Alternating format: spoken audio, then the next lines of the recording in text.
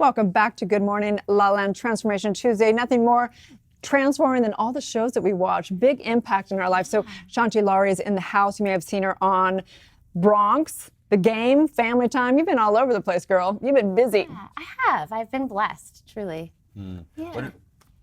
Well, I was just going to say congratulations, Right? by the way. So as I mentioned earlier in the show, our paths have crossed often, especially at the Daytime Emmys where you were nominated. What was that moment like for you?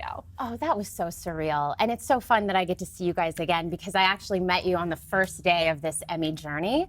And that's what I considered. It was this wonderful journey of celebrating this amazing show that I got to be a part of. And yeah, it was very surreal.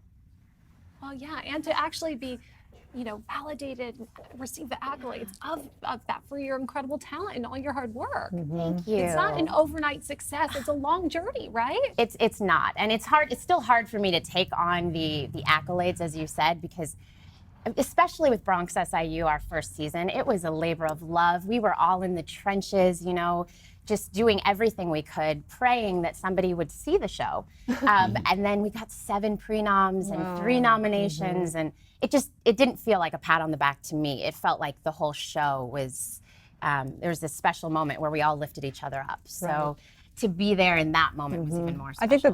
I think that was the biggest thing I got out of the Daytime Emmys was just the family of all the shows. It's different. There's something different about daytime. It's very fascinating, right? I think so. And in this show in particular, Bronx SIU is a streaming show, and it's incredible for multiple reasons. First of all, I think it's a great show, and you should watch it. For sure. Bronx SIU on Amazon Prime. But also, there's a lot of things trending like Oscars so white or things like that.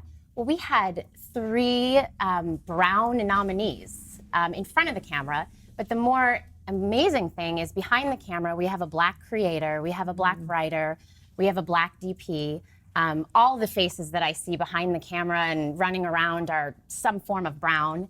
And that's just kind of rare here in Hollywood, and it's cool to give people opportunities. Yeah, for sure. It's pretty profound how quickly things can often change. Yeah. And also sometimes how long it feels like something can take, change. Yeah. What was your journey like in the very beginning? When did you decide you were going to take this path? And Wow. My whole life, I grew up in a small town in Colorado, and I always had this big dream. And everybody always thought I was crazy, and I never knew how it was going to happen, but I knew it was going to happen because I wasn't going to stop. This is my one life. I'm going to go for it. And that dream was to be an actress. Yeah, absolutely. Well, my dream was to tell stories, to impact people. I had kind of a rough childhood, and so I was very impacted by the stories that I saw and emotions. I think watching TV sometimes, when you don't have therapy, it kind of helps you to see things that you maybe didn't know how to express. And so it was a learning lesson for me, I learned a lot from TV, and I wanted to help other people and tell stories that, we don't see all the time. So yeah, it was a rough journey though, because the reason you don't see those stories it's hard for people like us to get on TV sometimes. And I started off as a dancer. And I had a wonderful career, and I had to kind of say, I'm not going to dance anymore. I'm only going to go for my acting career, and had to make that transition. And it was very scary. That's one of the common things we hear from people that have had great success is that the power of decision. So where was there a moment when that happened? There was. I was offered a really amazing opportunity to be on NYPD Blue, but I had already taken a dance tour. And I love dancing, I really do, but I had taken that job for the money. And it broke my heart because I had taken something for money and was risking losing a dream. And I said, never again. Even if I, can't pay my bills and I'm on the street, I'm here to be an actress, and I'm going to go for it. But now you're incorporating your love of dance into your own project. Tell us about it. That is truly the most exciting thing, because I did have to make that really big transition. And it broke my heart to spend so much time working on dance and then just put it away.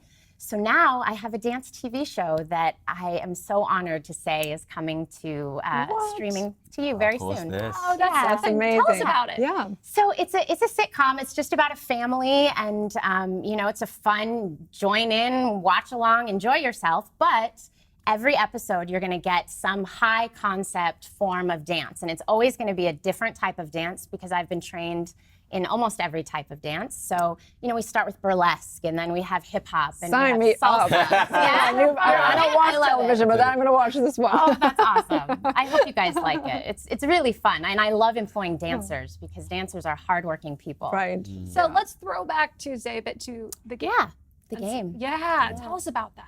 The game was such an honor to be a part of. It was one of my first really big projects, and I was cast by Mara Akil, who is profoundly talented. And just to sit by and watch for 3 seasons, watch Mara create this show and run this show, and she's this beautiful, petite little woman, and she was just in charge of everything. And that was such a great lesson for me because I saw how you can be kind and you can be gentle and you can be quiet. You can also be in charge. Oh, I love that. Let's take a look at the game.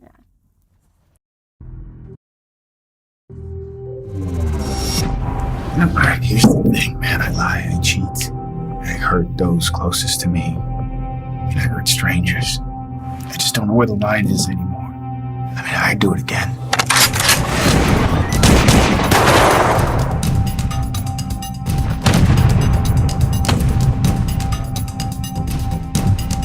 Something's coming down the line. Sometimes good things happen to bad people. Bad things happen to good ones. Sometimes something so simple suddenly isn't. Doesn't matter if it's the right thing or the wrong thing. It doesn't matter if it's good or bad. Only the now matters.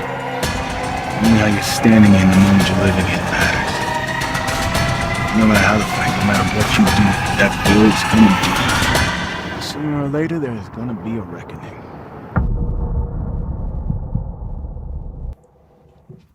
What? That's Bronx SIU season 1. Oh my gosh. Amazing. Isn't that intense? Yes. Super intense. Yeah. We're already on season 2, so you can just like binge watch season 1 and 2. It's intense though. I love that. Wow. Best piece of advice you think you've ever received?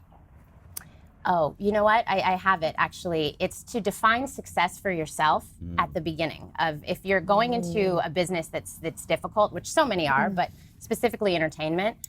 Define that success for yourself because that bar is just going to continue to move. There's so many no's.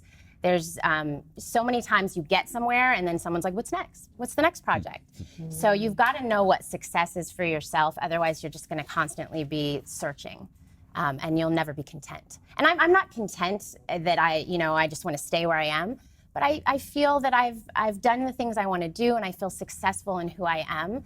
And that allows me to push forward and do more. Call that being in the vortex. Oh, You're I like in the that. vortex. In the vortex. Absolutely. Okay, yeah. Well, you're truly an inspiration. Thank you for all so your work. much. Tell people where they can find and follow your personal journey as well. Please join my social media family at Shanti Lowry, ShantiLowry.